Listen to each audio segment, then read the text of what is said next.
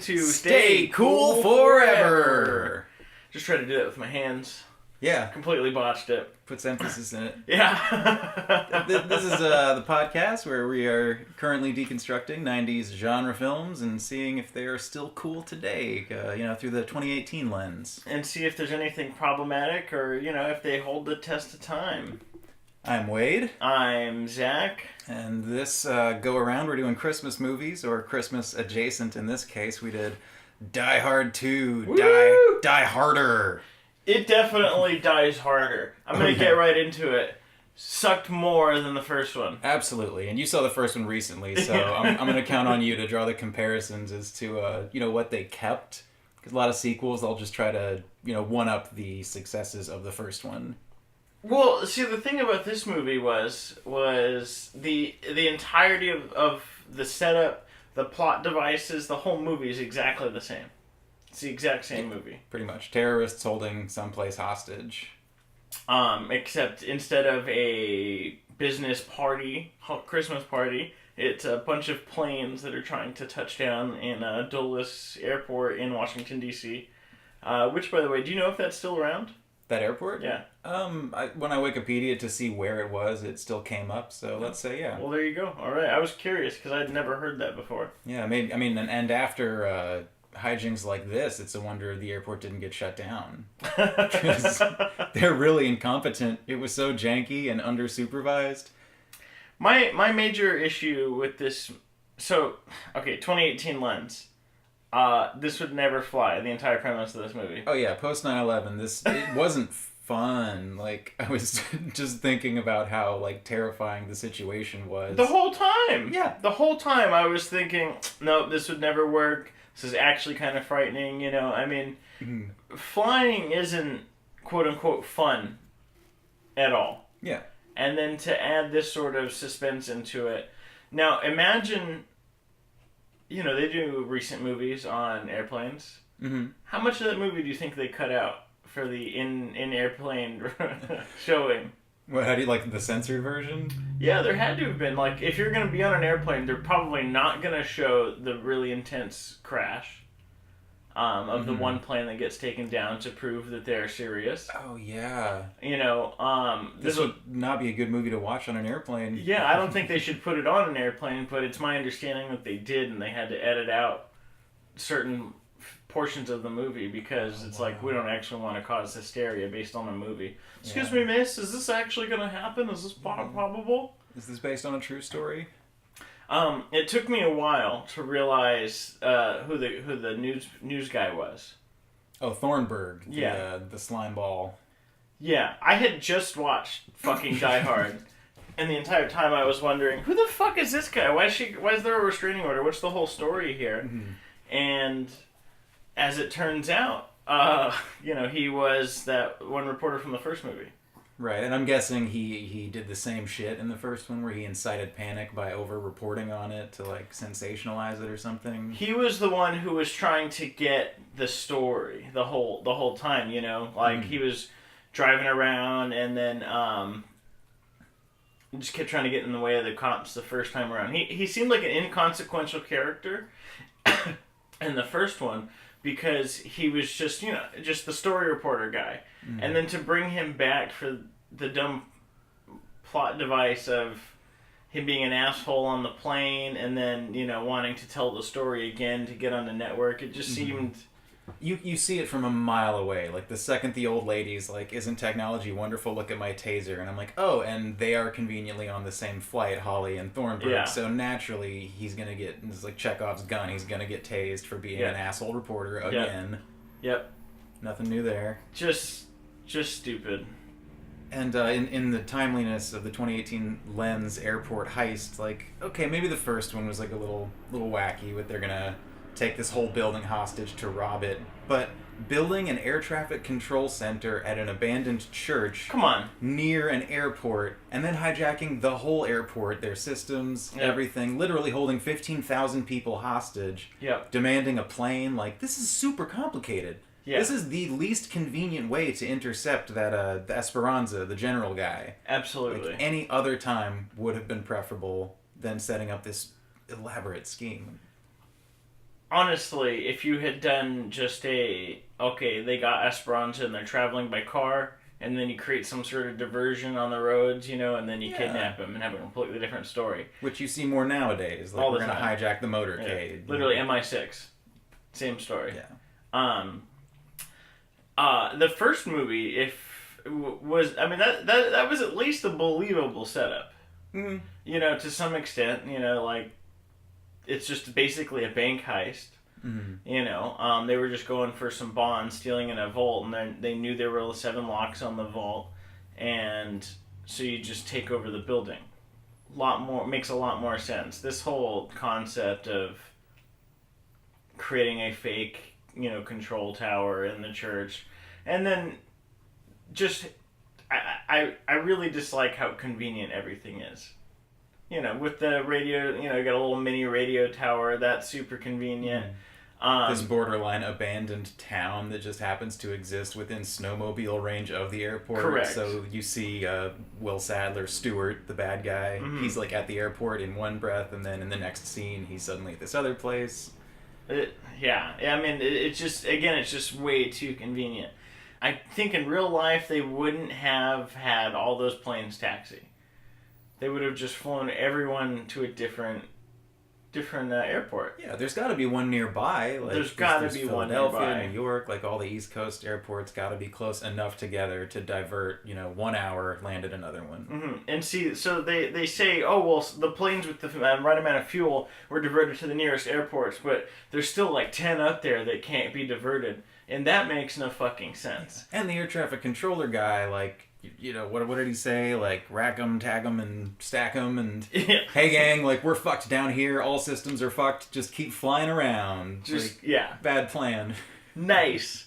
It makes for, I don't know, just kind of it's just upsetting because there would be no story if his wife's plane got diverted. And so that's what this whole thing is. We're forced to accept the premise.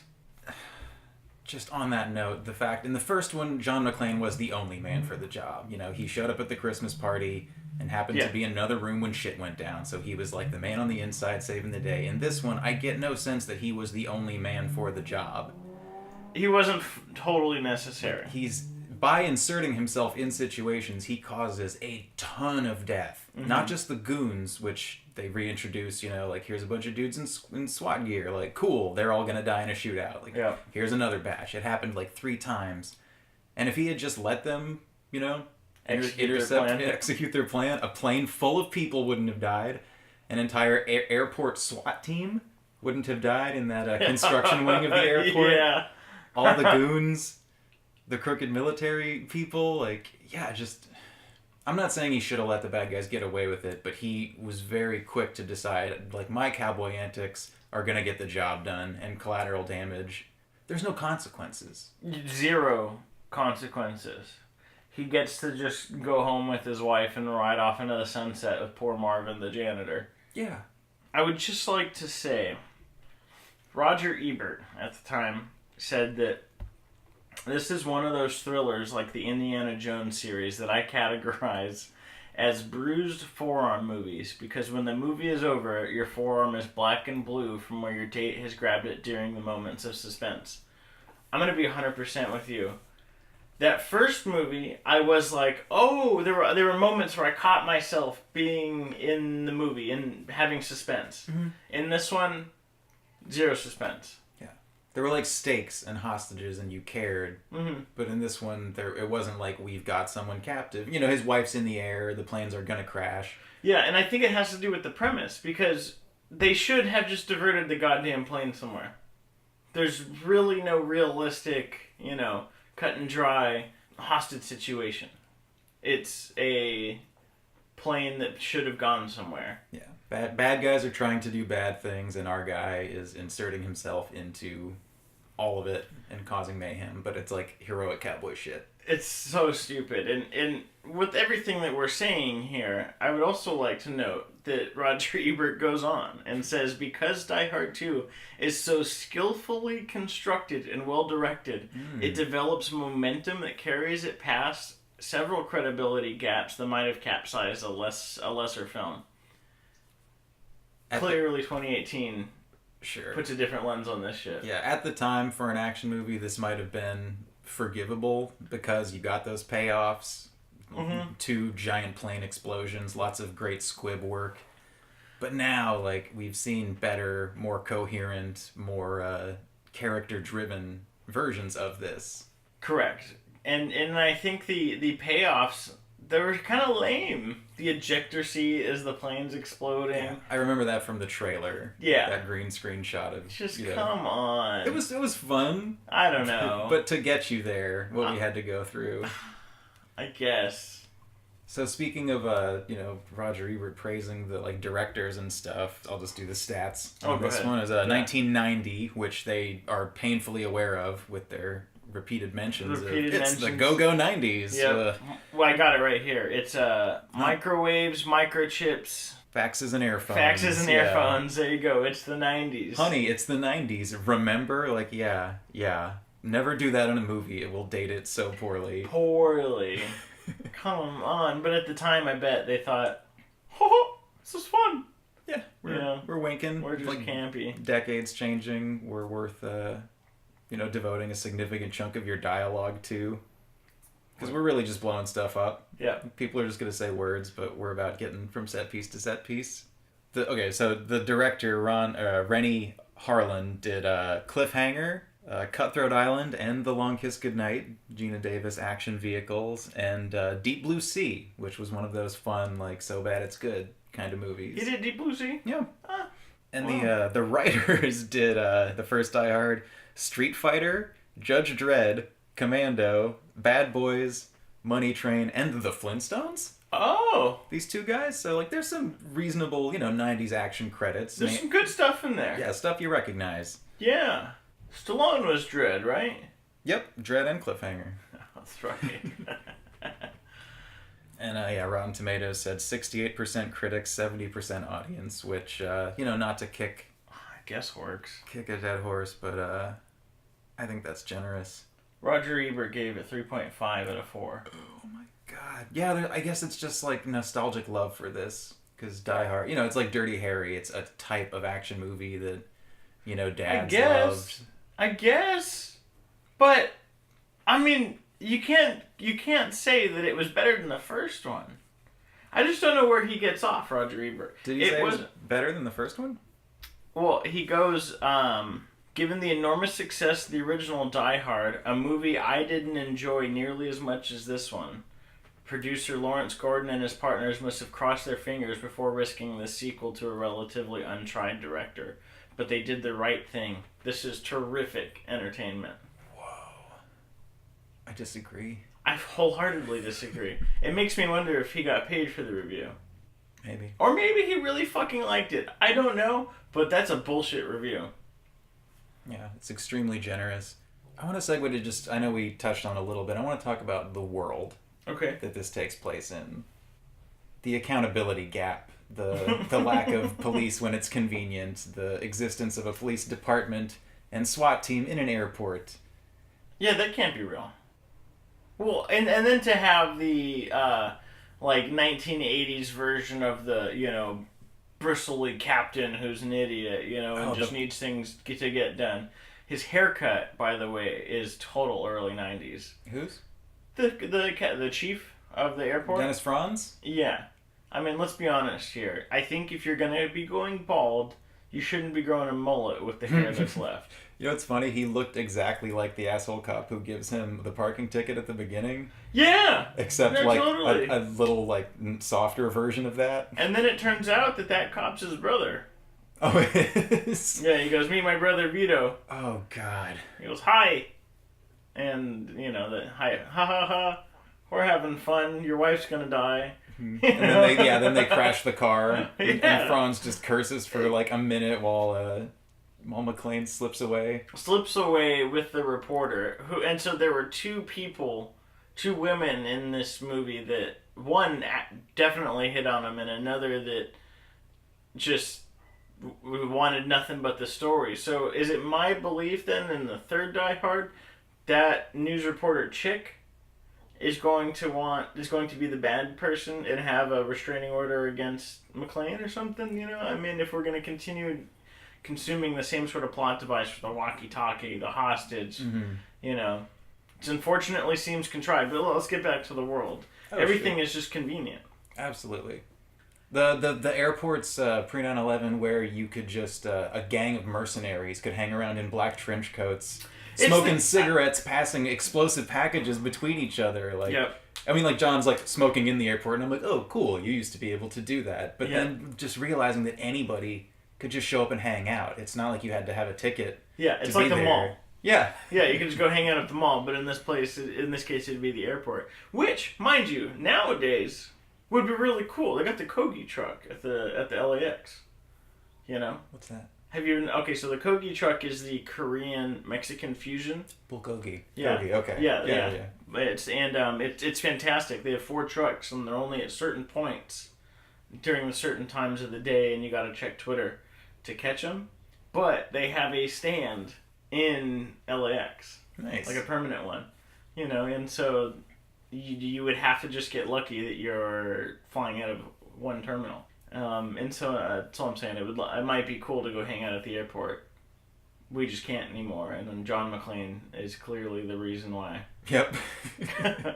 Well, okay, yeah. Additionally, when the bad guys sneak back through that room, he just like flags down some airport worker, and he's like, "Hey, you call in for backup and unlock this door for me to baggage claim, so I can go in there." And he's like, "No problem, sir." Like, the movie senses that John McClane is, you know, the good guy, like this Marvin character that is his fucking dog in a human's body. Yeah, let me help you. Yeah. Like, I got a map. This is what grate to call through. Remember you crawled through grates in the first one? Like, I got this magic walkie-talkie off a corpse. You can have it. So now he can listen in to the bad guys. Like, I'll go-kart you directly into the airport police station and show up at the end to drive you off into the sunset, even though you've killed dozens of people. And you don't live here. This isn't your jurisdiction. Like, there's problems here. He never got debriefed. There was zero accountability for his cowboy cop bullshit. It doesn't matter, though. Because he's John McClane. People know. He's got a name.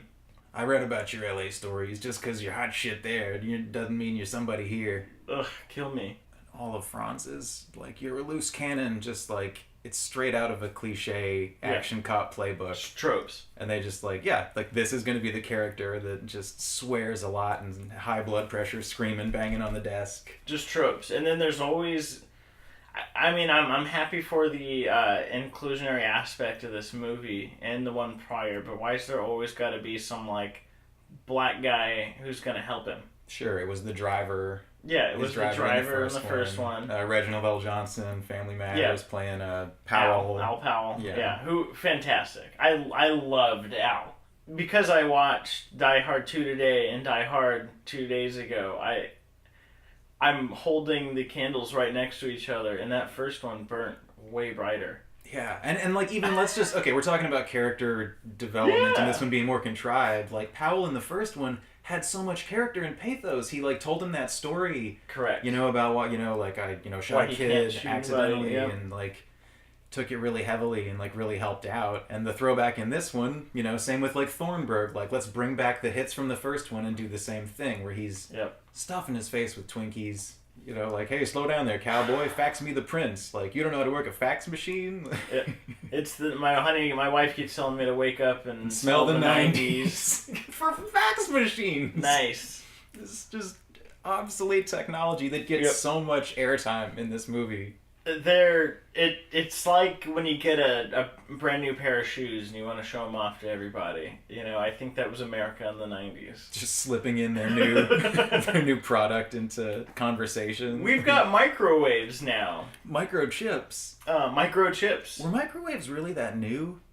I guess. Because I know a couple movies, like 90s movies, that say, like, look at the magic of microwaves. Oh, wow. But, like, I thought those were a much older technology. I wouldn't know. They've been around my whole life. Same. So, I don't, I mean... I thought it was like a 50s thing, like nuclear food. Yeah, like a dishwasher. Yeah. Yeah. Oh my god, nuclear food. That would have been a great ad campaign for the 50s. It's pretty good. I would just like to take a moment and say that naked Tai Chi scene in the beginning. Beautiful set. Okay, first of all, the only thing on TV on Christmas is news about this fucking like South American general getting flown in and out of this airport. Seems strange. No parades, no reruns, no It's a Beautiful Life. Just every goddamn TV is this one story that, of course, will come into the plot. No Bond marathon. Yeah. But I kind of enjoyed it, just in like a weird 90s way that only then would you introduce a villain also watching the news and being completely naked and sweaty doing this intense karate. Like, we're setting up that this guy is a badass. Just, psychopath. Yeah. Just standing there naked. And my wife pointed out when we watched it that he was very ripped for the 90s. Were they still very dad bod-ish back then? I think so. I mean, you got, Bruce Willis is kind of... He is our everyman. Exactly. But in terms of, like, there was, like, the Schwarzenegger, like, big, pumping iron style. Muscly. Huge guys. But as far as, like, like in every Marvel movie or nowadays, any action star is going to have that, like, toned, kind of, whatever, expensive body. The 300 body. Yeah, and I think Will Sadler or his trainers deserve some credit in at least trying to make him look, like, real chiseled and, like, threatening. Okay. And, I mean, showcasing him naked is, like, it's silly, but I thought it was fun. Okay. That was definitely one of the high points of, like, oh, okay, cool, so this is our bad guy, obviously. It just seems so, and again, for lack of a better term, MacGruber-ish. You can see where, in all of these 90s movies, where MacGruber got its points from. Yeah. Pretty sure there's a naked getting ready scene in MacGruber. It's him though, right? Yeah, it is MacGruber. Yeah, I didn't know. I was like, okay, good morning. Here's this man's ass, and they're cleverly cutting out his penis because that's what I needed. This is no Alan Rickman. This is no Hans Gruber of a supervillain. I want to talk to you about that. Like, you just saw the first one, so can you kind of help compare with me how the hero-villain relationship, of course, was better in the first one, and if it even exists in the second one? Well, it doesn't exist in this one because there's a lack of conversation between the two of them. Mm-hmm. You were really able to get a grasp on who Hans Gruber was and what motivated him, and then there was this, like, obvious opposition with John McClane, who's just a rough and tumble cowboy kind of guy. Their relationship was honestly a lot of fun. Hans Gruber. Alan Rickman's amazing, and in the first one, John McClane outsmarts him with the whole gun scene. I don't know if you remember that. I have a gun now, asshole. I believe that's it. So, he hands him a gun, he goes, you know how to fire a gun? Oh, and he goes, yes. Yeah. And then he goes, I've got you now, or whatever, and empty shoots, there's no bullets in it. And he goes, you wouldn't think I'd be that dumb, would you? So there's an actual relationship between the two, and I think that really creates a fine dynamic in comparison to this one, where, again, John McClane is just inserting himself into these scenarios unnecessarily. Like you said, I think less people would have died if fucking Bruce Willis had stayed out of it. But he can't. He's just a cop through and through, man. You want to hear my theory? Yeah. On this? Before you say that, the whole time I was watching this movie, I was trying to think about... I got nothing, but I was trying to consider what your theory was going to be. Alternate theory about this, so I'm ready. Okay. John McClane, the man, had this Nakatomi Tower, showdown where he got to kill Hans Gruber, and that was like an all-time high for him. Like, the most hero cowboy satisfied he's ever going to be with himself. So my view through this one is that he's just chasing that high. Okay. He wants another important terrorist kingpin to take down. And even though he's, like, acting all put upon the whole fucking time... He loves it. Yeah. Like, he just really wants to kill an important bad guy again to get that high back. Because he seems to have a death wish for throwing himself alone with a handgun up against, like, trained mercenaries with AKs several times with no backup. Yes. Like, there was even that part where Grant, the military unit, like that guy who was a turncoat, who, like, they don't let him on the elevator. No civilians. So, as far as he knows, there's a military operation that's going to take care of this. But the next time we see him, he has stolen a snowmobile and ridden off to just fucking get a head start and go cowboy alone. Well, and then he gets a little bit of praise for his work, too. Mm. The thing is they would be lost without him. Which seems so put upon. Yeah. And, like, nowadays, when you get these kinds of movies where you have one maverick hero that is uniquely capable of solving the problems, like, let's just, like, take Iron Man for a cheap example. Like, he's smart and has the tools, so he can do things that the military or the police can't do. Yes. Or there's a time crunch. He's going to save the hostages and get the bad guys because he's a genius with the tools. Yes. McClane doesn't have that. He's not uniquely qualified. He's got moxie, kid. Sure. And his bullets hit bad guys and the other people's and their bullets can't hit shit. I was going to say that. There were so many wasted bullets in this movie. Yeah. Countless. Hundreds even. And why does every kill have to be in slow-mo? Oh, okay, when they're in the unfinished wing, when him and... every kill. When him and Barnes go to to find the transmitter tower or whatever. Yes. Oh, the guy who played the T-1000 was in that. The first dude to fire a shot, and he's like, "Hey, what do you think I am?" And he's like, "A sitting duck." I knew I recognized him. Yep, that was, oh my God. I think, Robert Patrick. Wow. It's also a short-lived X-Files replacement for Duchovny, yeah. Oh my God. But in that shootout scene, every fucking guy gets a slow-mo squib send-off. And if you're not familiar, squibs are the little blood packets that they used in the old days for gunshot effects. So literally all these dudes gets like a farewell, like, I don't know, almost like pornographic kind of send-off. It was a little masturbatory. Yeah. Just like 4 in a row. It was, yeah, and I had to write down, Jesus Christ, what's with all the slow-mo kills, you know? I mean, I understood it in The Matrix. In this, it just seems like, yeah, we want to show the American badass kill that's going on here, because we're in Desert Storm. Yeah. You know, it was just a different world, and I think violence was really becoming a very, very hip thing in movies. Well, there's that Rambo Commando vibe, this idea of a one-man army that I think in part was kind of like trying to glamorize, I don't know, like there's always been a blind eye to gun culture in action movies. Like nowadays, it's kind of hard to just sit back and watch a bunch of people doing shoot-'em-ups, but in the 90s, sure, like Desert Storm, go, and there's like a propaganda element to the South American general being the big bad. Well, and he looked just like Fidel Castro, man. Yeah. I thought he looked like a watch model or a Dos Equis guy. Nice. He was like a super handsome, like, general. But like the fact that, you know, whatever, Reagan, Iran-Contra, like there was so much, you know, just sneaky, undercover destabilizing of South American governments in the fight against communism, that just to say, like, this guy's a bad guy. And Stewart's whole thing, you know, when he's like doing his little Riddler talk on the, you know, like, you are blind and you are deaf, like Esperanza is the only one with the guts to stand up to communism. Like, oh, okay, so he's a South American dictator, but he's too hard on communism. So that's just like a confused hodgepodge of like topical, timely, like, who's our bad guy? Like, it's the Russians in the Cold War, but in this one it's like, oh, it's some South American dictator, but he's like too anti-communist. Which there were, you know, America installed a couple guys who went too far with the authoritarian shit. And like, Didn't even think about that. Yeah. I couldn't agree more. Let me ask you. Yeah. Have you ever thought about the icicle as being the perfect murder weapon? Only in Christmas movies. Come the fuck on.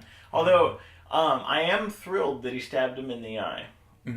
Because that, I think, is the most believable kill point with an icicle. Sure, I don't think you could get through the skull. You'd have to go through an existing eye hole. Yeah.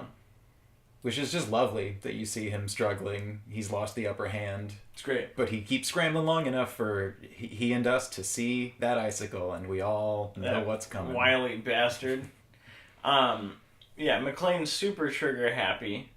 Makes no effort to arrest anyone. Okay, the first 2 guys in the baggage handling steam room, he's like, you know, what are you doing back here? Like, hey, what's this? We work here. Why don't you show me some ID? And then we go straight to gunshots, and that's it. He never tries again to like put your hands down. It's just shoot first.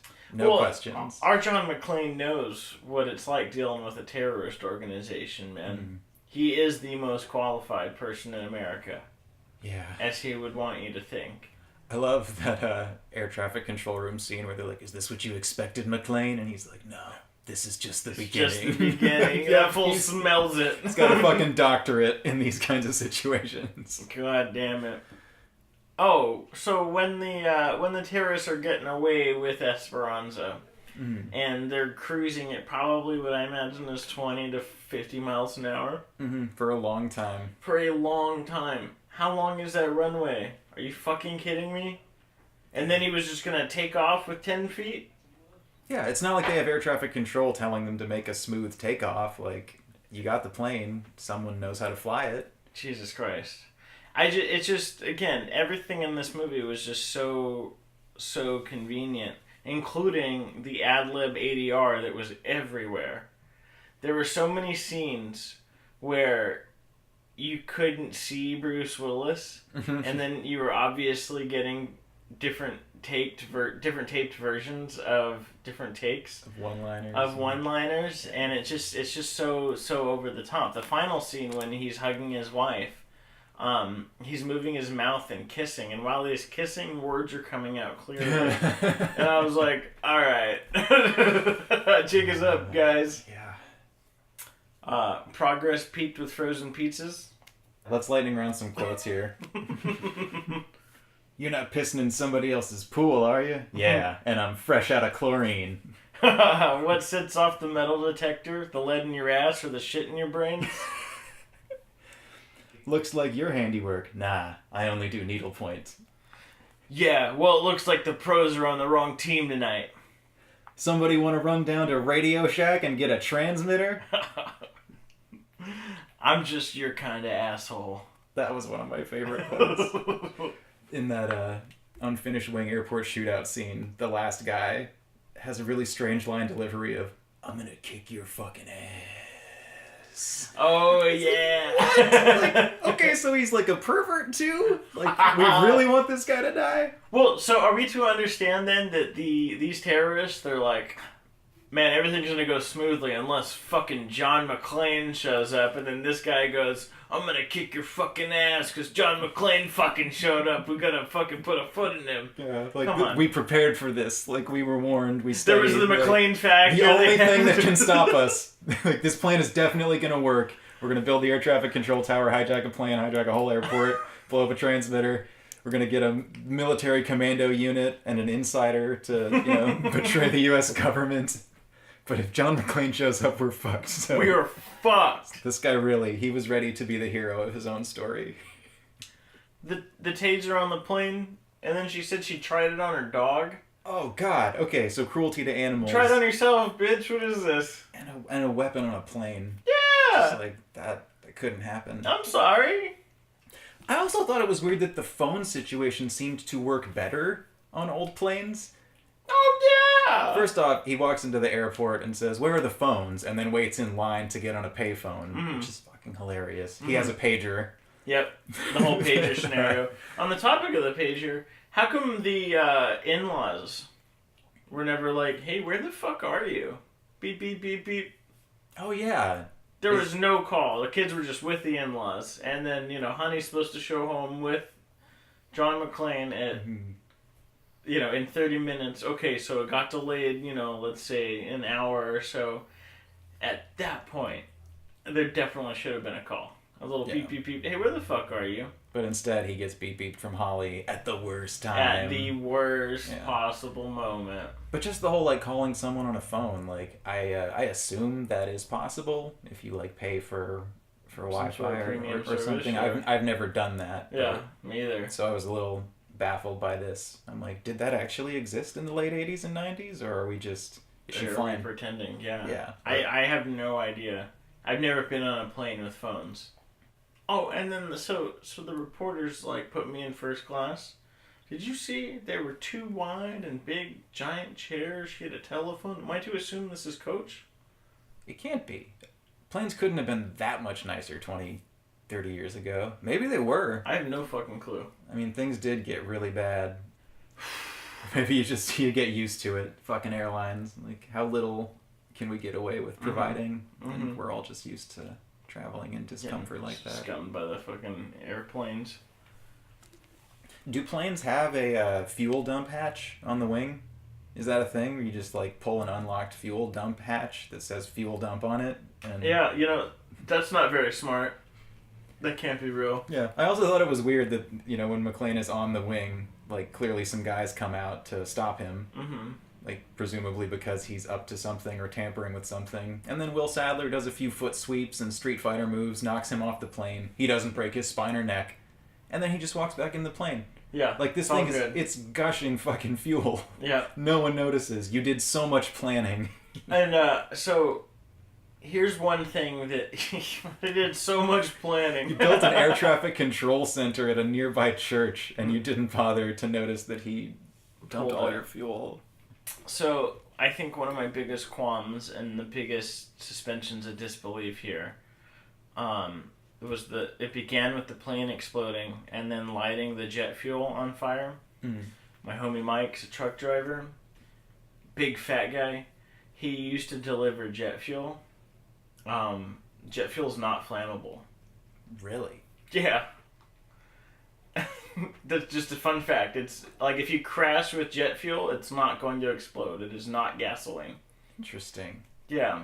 And the whole movie hinges on this sort of concept. And so I was like, okay, no one even bothered to do that. Yeah. There are 3 plane explosions in this movie. Mm-hmm. That all... Wow. Yeah. That's ridiculous. I was going to text you it, and then I thought it'd be better to bring it up on here, because, yeah, dude, jet fuel's not flammable. It does not explode. What are these planes exploding from? See, I was curious with the Mythbusters on that. Like, could you, like, leave a trail of airplane fuel and then light it from one end and have it travel up to the plane and blow it up? But apparently that's not even the issue. Yeah, correct. Yeah. And I think that would work. I mean, it's like if you... take aerosol with a lighter. If you hold it long enough, the fire will reach the canister and explode. Blow up your hand. Yeah. Blow up your hand. Yeah. Oh, he used hairspray in the to save the day in the luggage. And that didn't explode. No, he just sprayed it in the guy's face. But then it got shot. And so if we're to assume that planes blow up when they crumple or crash, shouldn't that aerosol have blown up? Because that thing is actually flammable? Just saying. Not a lot of hard science in this. These are my thoughts. A lot of air traffic control talk in this movie, which I mean, like, how sometimes people just throw out science jargon, like, oh, it's a quantum engine or something. Sure. But, like, in this, I'm assuming they're using more or less correct terminology, but literally everybody had to be familiar with it. The team of terrorists had to know all the lingo. Fully versed. So they could deceive the British plane into crashing. Fully versed in it. Yeah. I like that they had a British plane, a Korean plane, and then, our Holly McClane plane. Mm-hmm. Full of people in just sad, boring brown and gray clothes. Yep. Like, it was the most depressing late 80s, 90s fashion going on. Could not agree more. Just bad hair, drab, boring, sad clothes. The plane was even lit to further accentuate just how muddy the whole color palette was. It was very monotone almost. Yeah. Thornburg had that stupid curly hair. Holly had her blowout. Yeah. It's a dark age. I like that they had one scene where she was looking at her Nakatomi folder. They just cut to her and she's like looking at it and she's got it open and says Nakatomi, like, just in case. Oh, fun. We're to assume probably she's now the head of the company or something. Of course. If you survive a tragedy at some, while you're on the job, you're naturally getting promoted. Like, that's how it works. That's how it works in McClane-verse. Yeah, her coked up boss got shot by the terrorists, so she naturally would be next in line. I really enjoyed how cooked up and confident that guy was, and then he got killed. That was great. It's good stuff. Yeah, that's like a fun weasel death. Yeah. That's probably all I got. If you got more you want to bring in here. Oh, for problematic and topical stuff. Aside from the strange underrepresentation of females and people of color, I got the impression that the dude playing Barnes was like it felt, I don't want to knock the actor, but it felt like he was acting in a green screen. Which one was Barnes? Barnes was the transmitter. We got to get the transmitter, the air traffic controller guy, who literally like seemed on the spectrum and only capable of communicating, talking about technology and frequencies, like just one fucking note the whole movie, and he doesn't seem to be like actually talking to the people in the room with him. Like maybe he was just trying to get these lines out. Oh, man, a little fish out of water kind of acting. Pretty weak there. Literally all the women. There's that scummy reporter who just is fucking delighted to be the first one to joyfully report on that plane crash. Mm-hmm. She's like, I want to get the scoop. Give me the scoop and I'll have your baby. You give me this story and I'll have your baby. Yeah, just... Not the kind of ride I'm looking for. Like, okay, because that's what everyone's offering. Yeah, that's how women talk. And set up a cool one-liner. Jesus Christ. Yeah. Holly and the stewardesses, like, you know, being a team against this slimeball guy. Like, cool. We gave them, like, the weakest, lowest stakes C-plot of a villain. Yeah. We're not bimbos on a plane. Like... What I found very problematic was when John McClane discovers the ammunition and goes back to Franz in the police station and opens fire with a machine gun at him in a police station, and no one takes him out. Granted, they were blanks, but if someone in a police station starts firing a machine gun at the chief, someone ought to take him out. Someone should shoot him on the spot. I call white privilege. Boom. Hot take. Boom. The whole fucking movie's privilege. All right. Is there anything else you want to cover on this? No. I think no. So do you want me to go first with my ranking, or you want to go? I'll go first. Okay. We initially do this ranking on the grunge scale from Bush to Nirvana, worst to best. And I loved Bush. I was in a Bush cover band. And I'm going to give this movie a Bush. Oh! I don't like watching a bunch of disposable people die without compelling character story, but the band comparison would be, I liked it then, but now when I go back, it just seems like a bunch of noise, and I don't know what anyone is saying or doing or why.